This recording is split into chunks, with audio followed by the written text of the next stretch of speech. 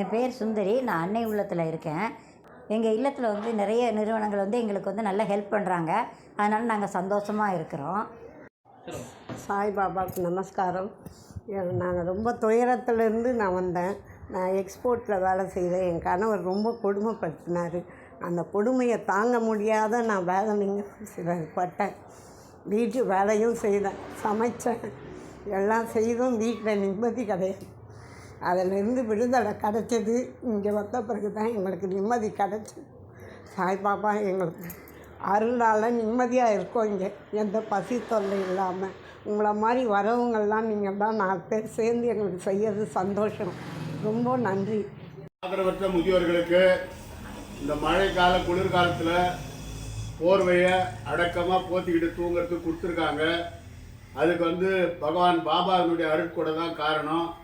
பகவான் பாபாவினுடைய அருட்கொடையால் நமக்கு சாய் சமிதி மூலமாக இந்த போர்வையை கொடுத்திருக்கிற அந்த சமிதியை சார்ந்த உறுப்பினர்கள் அனைவரும் எல்லா வளமும் பெற்று நோய் நொடி இல்லாத பெருவாழ்வு, பொருளாதார ஏற்றம், குடும்பத்தில் நிம்மதி மகிழ்ச்சி நிலைத்து நீடிக்க பாபா அவர்கள் எல்லோருக்கும் அருட்கொடையை வழங்க நீங்கள்லாம் ஆண்டவனை பிரார்த்தனை பண்ணீங்க. பாபாவை நினைச்சு கஜானனம் பூதகணாதி சேவிதம் லலித ஜம்பு பலசாரபட்சிதம் உமாசுதம் சோக விநாச காரணம் நமாமி விக்னேஸ்வர பாத பங்கஜம்.